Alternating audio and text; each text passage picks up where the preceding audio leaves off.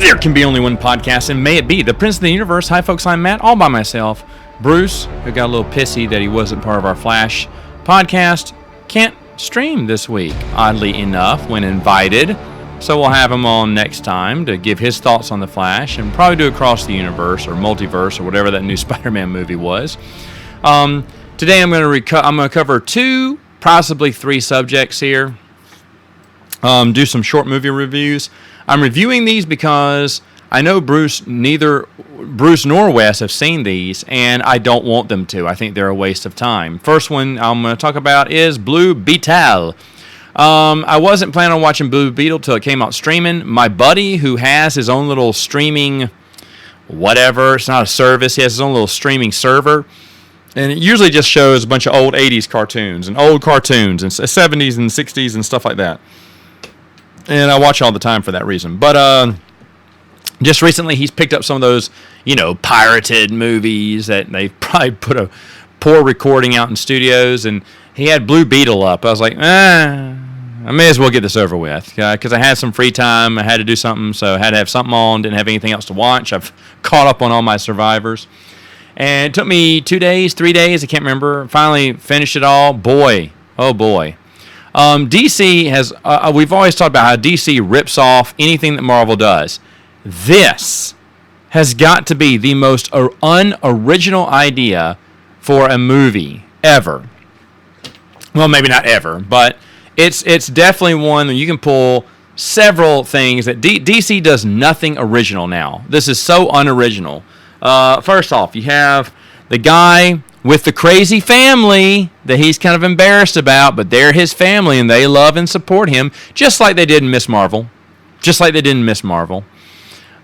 He's got, everyone has seen the suit, and you're thinking Iron Man. You're right. At the end, there's a, mecha suit versus mecha suit battle, which is just like Iron Man. He's got the faceplate head. He's looking at the display. Lights are shining on his face when he's inside the plate. That's, normal now, ever since Iron Man did it.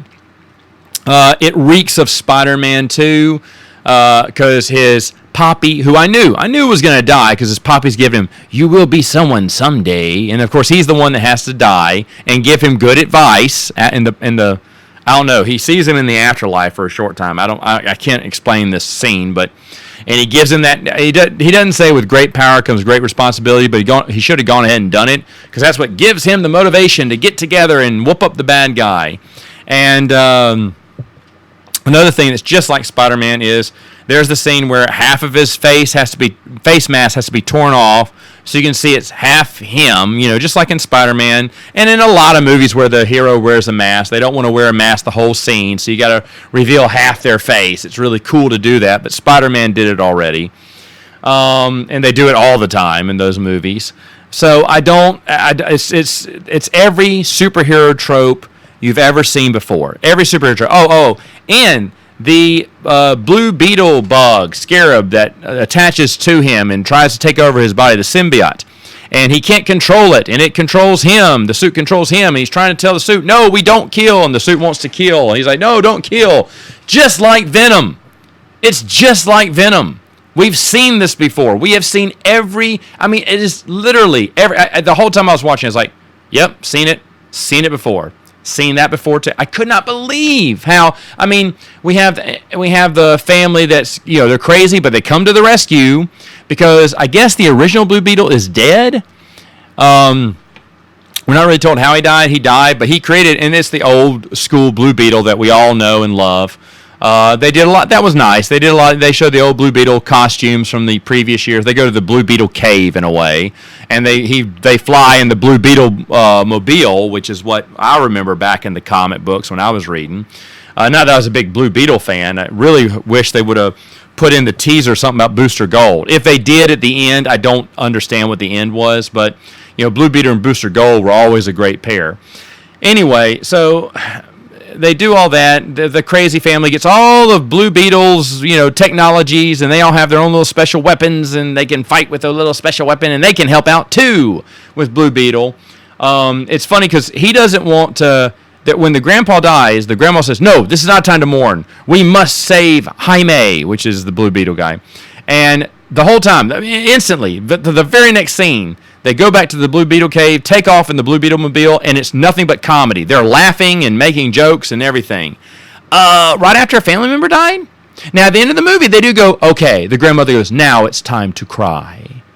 Well, I'm sorry, the time has passed. You know, I don't get it. I don't get it. I don't know why they did that. Maybe to be funny. One scene that's supposed to be funny but isn't is Grandma uses a big giant space gun that shoots and she kills tons of people and she's happy about it. She laughs, ha ha ha ha. She likes to kill people.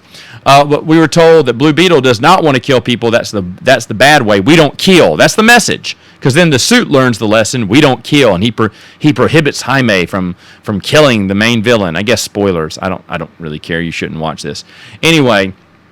But the grandmother kills, and it's funny when she kills. It's a joke. It's a joke when she mows down several people. It's not even funny because you're like, oh, okay. Because we've seen this before too. We've seen all of this before in previous movies. It's just a bunch. It's almost like AI wrote the script for Blue Beetle. I hate to say that, but like they got AI to write the script of a super. They said, watch all the Marvel movies and give us a script for Blue Beetle, and AI goes, got it. You know, and maybe they punched it up with some other author who kind of went back over the AI script because it is so generic. It should have been Blue, been there, done that, Beetle. That's what it should have been called. It's off. I mean, honestly, and it's not that it's bad or boring. You're just like, yeah, I've seen that before. Oh, yeah, he's making the joke now. Yep. He's embarrassed because his family embarrasses him in front of the girl that he really likes. And there's scenes that he embarrasses himself in front of his family. Oh, boy. You know, guess what? When the suit disappears, he's naked. And they make a joke about how small he is. Ha, ha, ha, ha. And he goes, Grandma, it's cold. Ah, ha, ha, ha, ha. I mean, obviously there's parts where we are supposed to laugh. But you don't laugh. And I like the guy. I like the kid who plays Blue Beetle. He's in Cobra Kai. He's very good as Miguel. I just love him. So, not that I was excited to see this film. I wasn't. I knew I was going to watch it when it came out streaming anyway. I had no desire to see it in theaters. But for the sake of the podcast, you know, we usually talk about superhero movies. But, you know, and I mean, it did as expected in theaters. I'm going to be honest. The director and everyone else was saying, remember, if this does well, we're going to be, you could see more. Don't you? If you want to see more of us in James Gunn's universe, and I don't know who said this, but maybe James Gunn even said, if it does well, it could be part of our universe. No, they know that the old DC/Snyder/Sucky universe is done. And no one wants to watch these movies anymore. And I'll be honest, even if it wasn't done, let's say that they were keeping, you know, James Gunn goes, we're keeping everyone, we're just introducing new characters and going in different directions. So Henry Cavill and Ben Affleck, even if he wants to be Batman, they're coming back as Batman. Everyone's coming back. Okay? Great. That may save Shazam. That may save Flash a little bit. It does not save Blue Beetle. It does not save Blue Beetle. In fact, it should have had a little cameo at the end. Their little stinger sucked. Now, obviously, they can't connect to Superman or Batman if they wanted to. I mean, they probably should have, just to give fans a little bit of a pop. It didn't do anything for Shazam, but, you know, or Black Adam or anything else for that part. But at least it was something fun to see. Something fun to see at the end. Wonder Woman scene was really fun in Shazam. But, I don't know. This movie is just, it's been there, done that. It's not that it's bad, it's just been there, done that. You've seen it all before. And it's not, I don't think it did well in theaters at all. I mean, it did as expected. It was expected to flop, and it did.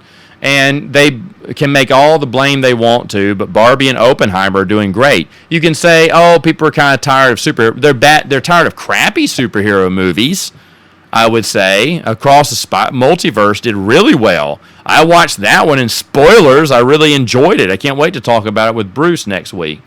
But this movie, Blue Beetle, bleh. You know, it's just not fun. It's not exciting. You watch it, there's some, you know, of course, cool fight scenes, stuff like that. You're like, but I've seen this all. And the humor seems forced. It's like you must laugh. It's almost like an applause sign is going off over your head whenever they say, haha, this is funny. Look, Grandma has a gun, and she knows, a big space gun, and she knows how to use it. She uses it and kills a bunch of people, and of course, Blue Beetle's The kid has his mouth. I'm like, Grandma? You know, because she saves the day for one scene. Not funny. Boring. Dull. Moving on. One of I think when Bruce and I were talking about upcoming Wave 4, whatever wave it is, I don't even care, TV shows and stuff, what we're excited about, I said Moon Knight was the thing I was most excited about, right? I wanted to see Moon Knight. Moon Knight was a favorite character of mine. I found out that the Chuck Dixon run was totally different from what Moon Knight actually is. And that people hate the Chuck Dixon run because it's not what Moon Knight is. So Moon Knight was a big disappointment.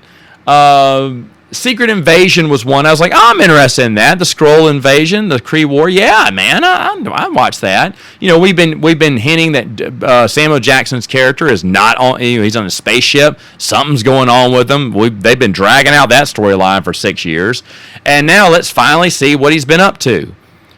Now, I'd asked Wes and Bruce if they've seen it yet. As of this podcast I'm doing right now, they had told me no, and I would suggest to both of them, do not watch it. Do not watch it. It was boring. It's terrible. Now, let me go back. Because I've been saying this about a bunch of shows, right? They're boring. It's terrible. Oh, terrible. Let me go back to the shows that I have critiqued and said they were bad. When it goes back to Winter Soldier, Falcon, yes. Oh, my gosh. The last 2 episodes, they had no idea what to do. It drags. It's slow. It's pathetic. The first couple of episodes are bad. U.S. Agent's story is really good. I liked him. He was interesting. And when Baron Zemo made an appearance for like 2 episodes, that was fun. The fun and Marvel came back for it. Overall, though, not that good. But I did have some good things to say about it. Miss Marvel, you heard me talk about Miss Marvel. The first 2 episodes, I thought, okay, it's going in a positive spin here. I like the direction it's going. You know, that cute little girl with superpowers looks at the Captain Marvel. I get, okay, all right. And then for the next 4 episodes, or however long it went, they had no idea what to do with the character. They had no idea what to do with the character, and it was just a slog. A boring slog to go through. But at least the first 2 episodes were, you know, fun. Okay, I get what you're going here. I don't think it's the best thing in the world, but okay. But, oh, what a slog. What a slog.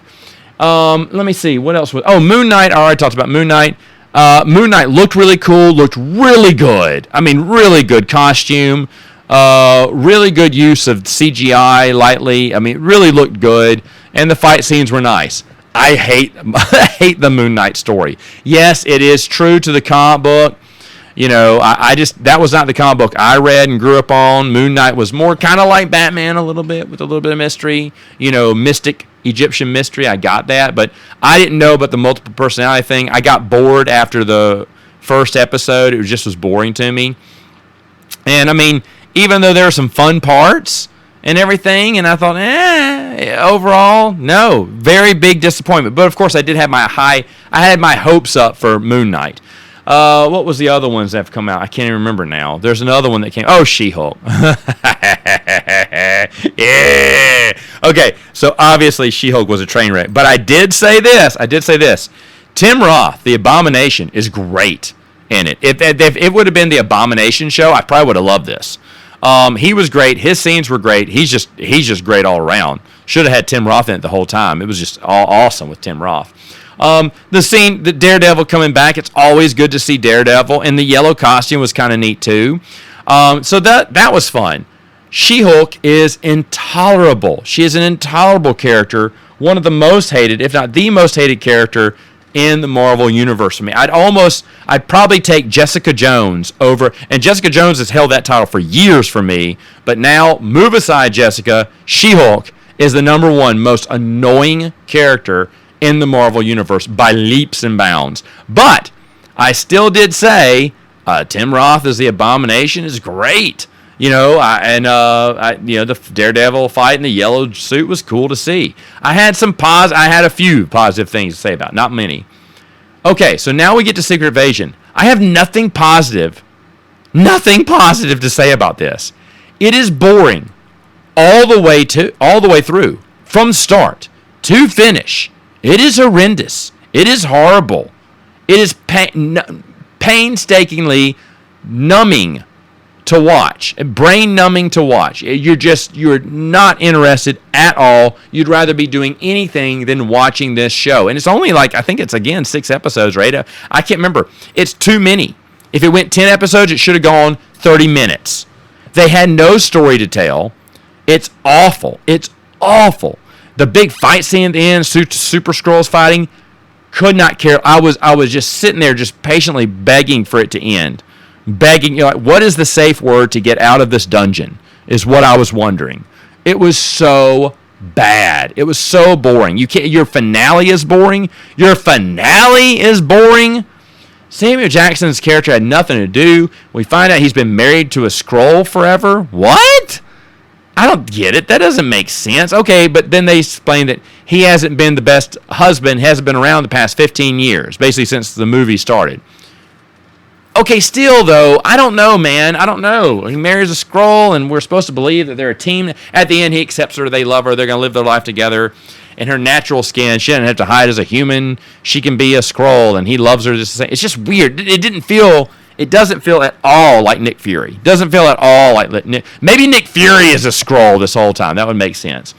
The other big reveal that everyone's hating on is, what's his name? War Machine. He comes back, and you're like, okay, what's he doing? Why is he against the good guy here? I don't know. I also don't care.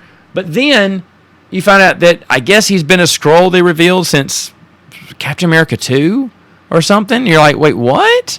And everyone's right. It doesn't make any sense. No one thought about this. Now, of course, they can retcon it because they never really said exactly where he's from. People made educated guesses. I think the director said, yeah, that's when he became a Skrull or whatever. Got switched out with the Skrull, which makes zero sense. The fans have pointed out a billion times, and I agree with them. It makes zero sense. Why can he walk? Because he's been in there the longest, been captured the longest. But maybe he got captured recently, and he's been in there past couple of years since we last saw him in Iron Man 3 or whatever movie. Iron Man 3 came out, I can't remember. After Avengers Endgame, he got captured. Maybe that was it. They could do that. But still, dumb. It's dumb. That's supposed to be your big reveal? Honestly, it is boring the whole way through. I cannot think of one positive thing to say about it. Positive thing to say. I think Samuel Jackson made me laugh twice. And maybe the first, I know, maybe once. Because he's sitting in an old museum chair. You got any more of these, uncomfortable, ugly-ass museum chairs for me to sit in or something? He said something about the chair, which I went, haha. And I think that's it. I think that's the only time I laughed. And if there are other things supposed to be funny, if Samuel Jackson's supposed to be funny, and Samuel Jackson at this point, he's not playing Nick Fury. He's playing Samuel Jackson because he don't care anymore. They remove his eye patch because he didn't want to wear it anymore, but they said, oh, he never really needed the eye patch. The eye patch was to cover up his kind of weak eye. Well, no, Samuel Jackson said, you know what? I'm done with the eye patch. Let's just drop the eye patch. They said, okay, Samuel, we'll do it for you. Wow, this is just so bad. It is such a bad... the whole time I was just sitting there going, there is absolutely nothing going on.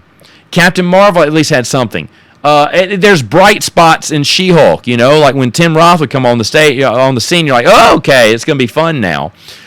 There's nothing to look forward to but sadness and misery and more sadness because you're bored. You're like, wow, I could be doing virtually any other thing right now and be more entertained. It's just so bad. And then the report is they spent over $200 million on this show. For what? What did they do it on? How much did they pay these people? Where is the money going for? It was awful all the way through. And they're saying that, oh, don't worry, the Marvels is going to tie up it's going to be a sequel to Captain Marvel, WandaVision, because it has that girl from WandaVision who was totally pointless in it. WandaVision, and then it's going to continue on Miss Marvel's story and Secret Invasion. Great. 4 stories I do not care about. I do not care about these characters. I do not care where their stories are going. That means the Marvels is going to be an unmitigated disaster, and I certainly can't wait to review that schlog. I promise you I will not be in theaters for that. That'll have to be streaming, and I may cry watching it. I may just stop altogether. Honestly. I keep waiting for Marvel to kick it back into gear and be good, but there's just been slop. Loki too. maybe I'm excited about that. Maybe that'll be better. I hope it will. I like Loki. I liked the first season. It was the last TV show maybe I liked from Marvel, and maybe my favorite too, just beating out WandaVision. And to think, I was going to not watch the TV. I was done. My wife made me watch WandaVision, got me hooked. Now my wife does not care. She doesn't even care. At first she got a little upset that I watched, I can't remember what show without her, and then she's like, she didn't care about watching any of them. She's totally out of Marvel because they're just not good anymore, and all her favorites are gone. Which I get it. It's garbage now. It's garbage. Don't watch it. All right, so I do have time for the other time. Okay, good. I didn't know if I had time for it. Legends Con. As of this one, I still haven't made my decision. I may have made my decision by the time this airs. I don't know. But I want to talk a little bit about Legends Con. I did a few posts on the website last week about why you should go. I still hold true to those. I think they got some amazing guests I've never seen before, so that'd be really interesting. And then the people there, like Twin Sons Foundation, and then a few other YouTube channels will be there, which would be interesting to see. It'd be a lot of fun. And this may be old news by the time, because news the rumors, the drama goes by quickly or escalates and changes directions quickly. But they had something about, I know, I'll address a few things. First off, people don't like this con because they think it represents the wrong things. Just it's not representative of the EU fandom. Okay, I get that. They can make some great points on that. It is celebrating authors from the expanded universe. It clearly is celebrating the expanded universe. Is it the best representation? Yeah, that's definitely questionable. Did they handle this the proper way? The con the proper way? I mean, I can't judge because they got it. They got it off its. I did not. I was very and my good friend Kyle, who's on the board there. I told him I was scared. I told him this. I was like, I don't know. You guys got this together? Because I was kind of worried that they wouldn't have it together, but they did. Bravo! Even if it doesn't, it's underwhelming when you get there. It's not as good as you thought it would be. There's going to be a lot of dead moments in there. It's kind of fizzle and pop out. They got it. They did it. They put it together. Bravo for them that they did it. Honestly, they did it. They got a good, solid guest launch off. Could they have done things better? Yeah, maybe. But you know what? I can't talk because I didn't do it. I didn't put on my own con. I wouldn't. That's a hard undertaking. So it's easy for us to question. Oh, I would have done this. I would have done this differently. I'm not going to Monday morning quarterback them. I'm just going to say, hey, all right, good job, bravo, you got off the ground. Some people are upset because they have. The other drama I saw this past week was the DEI. Someone said, oh, no, they got diversity, equity, inclusion. What does that mean? Are they woke?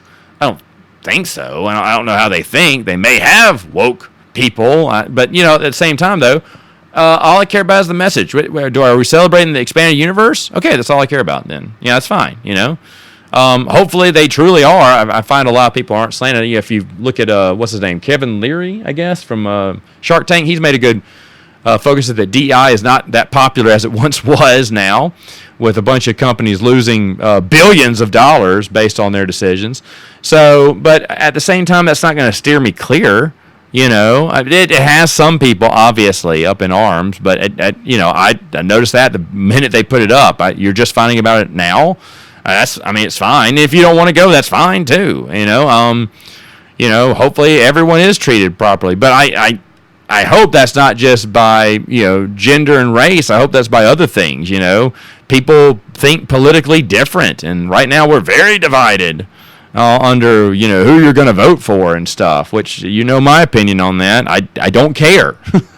We can debate it. That's fine. But in the long run, I don't know. As long as you're cool, we're cool. We can have different opinions on things. But and then the other one that I don't know has been resolved, because like I said, it may have been resolved by the time this comes out, is that Shannon McRandall wants to be a part of it. She was Mara Jade, the model for Mara Jade. Would be a boon for them because they advertise cosplay all the time. And for some reason, they're not bringing her on. Now, it could be a money issue, which if it is, fans would easily raise the money to get her. They could easily raise a couple $1,000 to get her. It would cost that much probably to bring her in, but fans could do that.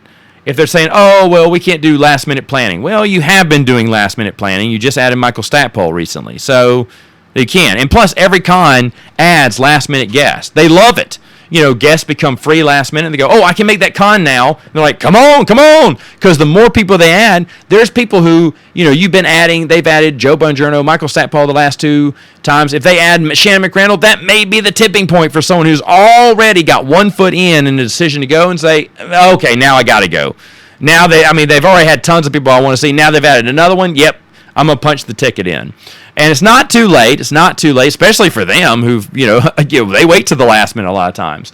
Again, to be fair, I've not talked to them. I just received word that they're just not taking anyone else at this moment. I'm like, and why? It can't be a spacing issue. You got plenty. You can put a table up. You can put a table up. So I'd love to ask. I'd love to get to know better. Someone came up with an unfortunate theory. I pray is not correct, but they said because she likes or follows someone else post who someone on the board disagrees with vehemently, that's why she's being banned, because she's friends or she liked a post from so-and-so and we hate so-and-so. Okay, well then the DEI is not doing their job. Okay, that's not being very inclusive. And again, I can't say for sure if that's it. Someone brought it to me, brought the idea up, not the idea, the reasoning behind it. They guessed, and they were very polite about it. They said, this is why. They just said, hey, do you think this is why? And I was like, well, we really hope not. Really hope not. But Shannon McRandall has always been a fan of the Expanded Universe movement. She has donated autographed memorabilia to Twin Suns on several occasions for fundraisers, to help with their celebration giveaways and stuff. So in my mind, she seems pretty cool. I've never talked with her. I don't know her. I have zero contact with her. She does have an open invitation to come on the channel and talk if she wants to. But, and I hope that she can make it because she wants to make it. She wants to be there. She wants to be there among the fans. That's her bread and butter. Obviously she can charge for some autographs too, but at the same time, she wants to be around the fans. She really thanks them. She was fighting cancer. I think she's still kind of fighting it, even though she's winning now and everything. It's in remission. Good for her. And she also wants to thank fans who have been supporting her for those years. So I just don't understand why she can't be a part of it. Everyone can speculate, but again, I'm not going to speculate because I don't know. I really would love to sit down with them and ask them what the deal is, because it can't be a cost issue. I could raise those funds, not bragging, but I could raise those funds in one night easily to get her in, and it can't be a spacing issue.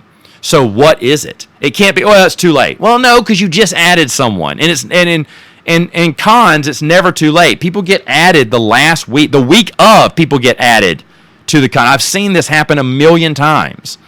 So I know it can happen. I know the logistics are there. You can make it happen. So I don't know. I just really hope she's not shut out. So I know there is a plan in place by the time this is out. That maybe this drama is already passed over.